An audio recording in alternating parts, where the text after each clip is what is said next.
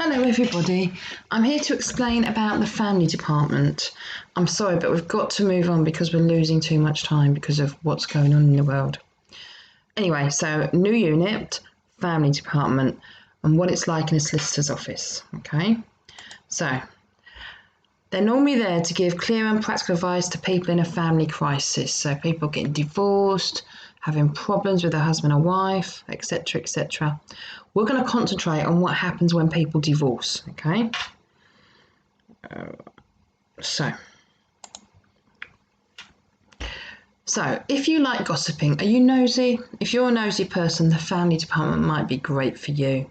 My daughter-in-law used to work in family and she found it so fascinating because she gets to know the ins and outs and that the woman's husband was having an affair with so-and-so and they were spending £8,000 a month on her, and it was really interesting. She found it interesting. Personally, I find it a little bit boring because I'm not really into gossip.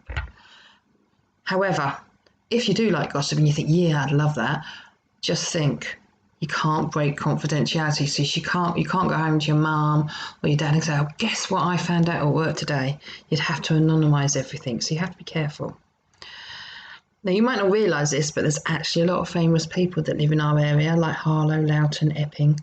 There is an awful lot that you probably don't realise. And of course, they don't want to travel to London to go to see a solicitor each time. So they frequently use local solicitors. So there's one firm in Epping has loads and loads of famous clients. Okay. Anyway, in the family department, they can deal with anything such as divorce, separation, residence orders for the children, adoption, and domestic abuse, just a few things, okay? Now, I need to talk to you about the terminology. You're going to hear some phrases, okay? So you're going to hear the word petitioner a lot. Now, this is the name of the person that starts the divorce. So if I wanted a divorce, I would have to go to my solicitor and say, I want to divorce my husband because of blah, blah, blah, blah, blah. And I would be called the petitioner. The more modern term is applicant, but most of the time it's known as the petitioner. Now, the next one is petition, okay? Now, this is the name of the document. So if I want to divorce my husband, I would go to the solicitor, tell him all the reasons why, and the legal secretary, i.e. you, would create their petition with the reasons why I want a divorce, okay? And this divorce petition is then sent to the respondent. And the respondent is the person I'm divorcing, which would be my husband. Okay? Now, another term you might hear is co-respondent. So just suppose I want to divorce my husband because he was having an affair with somebody. He was having an affair with somebody called, I don't know, Jill. Yeah? Now, if he was, then I could name this Jill as a co-respondent, as in she's responsible for the divorce. It's a bit of a bitch move and it doesn't mean anything except maybe she's got to pay some of the legal fees. Okay, it's just naming her and shaming her really in a legal document. Or him, it could be the other way around. He could be divorcing me, whatever. Okay, a bit more terminology. You've probably heard of common law marriage, okay? It's my common law wife, common law husband. There's no such thing. It's just a fallacy. So, you know that I'm married, so if my husband and I decided to divorce, we will get 50% of the profits of the marriage, etc. However, if we hadn't got married and we just lived together, then I could move out and get absolutely nothing, because if the house is in his name, that's it, I get nothing. Doesn't matter that I'd paid the bills and paid the mortgage and paid this and paid that, it doesn't matter. It's the person that owns it. It's, if the house is in his name, it's his, doesn't matter. Could live there for 60 years, makes no difference whatsoever. So common law marriage, you've got to be really, really careful about, okay? Bigamy. Now, you might have heard of this before. This is when someone is legally married to one person while being married to another. So it's like someone got married when they were young, couldn't be bothered to go through the divorce because it is quite expensive, and then decide, fall in love with someone else and decide they're going to marry them and then just marry them, because actually you're not normally blocked. And if you're getting married at a registry office, they'd normally do a search, but at church they normally wouldn't. And they'd find out a few years later and then you'd be arrested, and it's actually a criminal offence. Okay, you're going to hear terms such as decree nisi. Now, when we go through, I will go through the process shortly, But a decree nisi is when you've decided to divorce, you've kind of agreed it all, and then the district judge looks at it all, and just to make sure that both parties or both sides are being fair. And when he agrees that, yeah, the divorce is fair, you can get divorced, he issues what you call a decree nisi. Okay? Now, to make it be final, it's got to be 6 weeks and 1 day afterwards, and that is the decree absolute. Okay, so issued 6 days and 1 day after decree nisi, and this means the person is now finally divorced, and they can have a divorce party if they want. Okay, so if you've got a decree nisi, you're not divorced. If you've got a decree absolute, you're divorced, and the decree just means an order of the court. That's all it means. Okay. Okay, moving on. Now, things that the family department covers, I said it briefly before, but it could be a relationship breakdown, a divorce, cohabitation. So just suppose I didn't get married and I'd moved in with my boyfriend. Okay, we could have had a cohabitation agreement, which means that we could split our assets 50-50. Okay.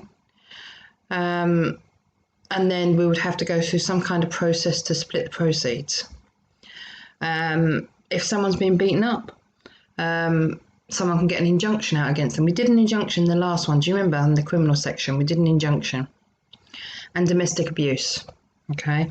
I think it's now called a non-molestation order. It could also be help with contact with the children. A couple may have had their children taken away because of a nasty neighbour that reported them for nothing. And then as in the family department, you would help contact social services and try and put it right and get the children back with the parents. It could be a paternity dispute. It could be a father saying that he's not the father and, wanting a DNA test. So you could be dealing with that. Or it could be parental responsibilities, such as, the father's not paying maintenance or the mother's not paying maintenance. It could be either way. It could be general disputes with social services. And it could be because someone wants to adopt someone or be a guardian of a child. Okay, that happens as well. A little bit more. Cohabitation agreements. So please, if you decide in a few years' time you want to move in with your boyfriend, think about getting a cohabitation agreement. Don't have everything in the guy's name or the girl's name. Okay, split it evenly, otherwise you'll be left with nothing. Prenuptial agreements. We will talk about that soon because that can be quite interesting. They deal with a breakdown in a civil partnership because people don't necessarily have to be married now. They can be in a civil partnership. It could be help trying to sort out the child support agency. Perhaps they're demanding too much money.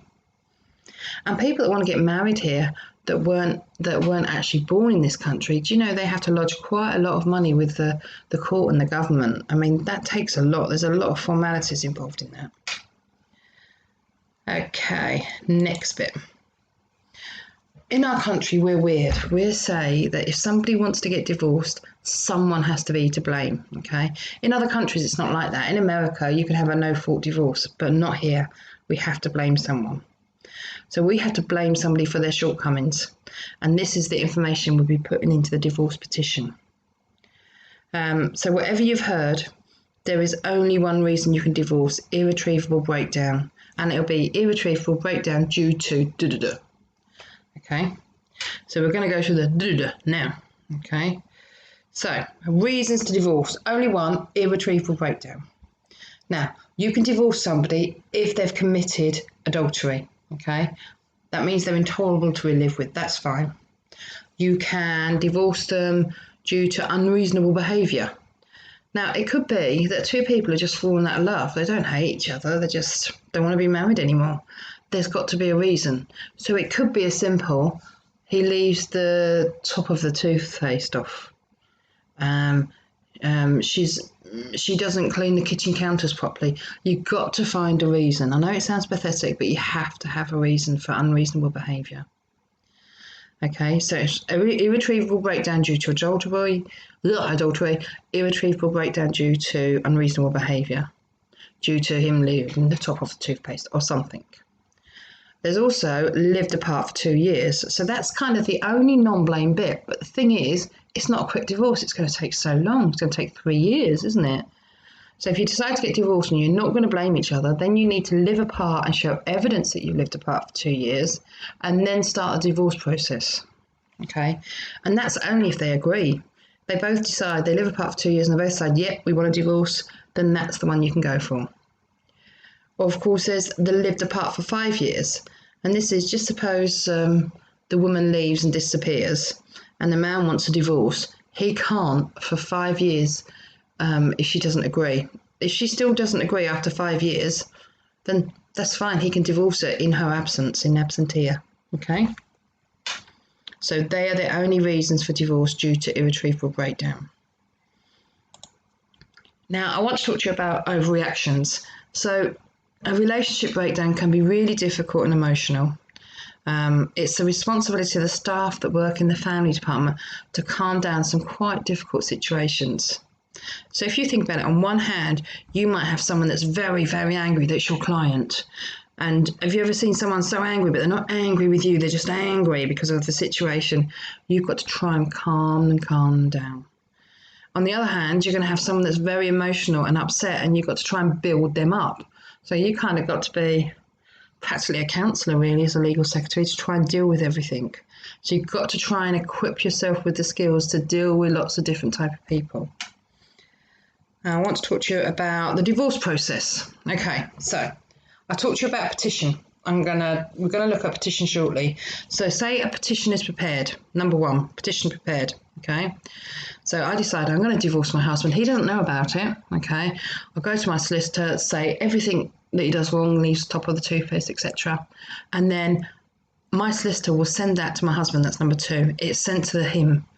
Probably gets a shock. If you ever looked at the EastEnders episode with Den and Angie, then that's what happened on Christmas Day, because she pretended she had cancer and he gave her the petition.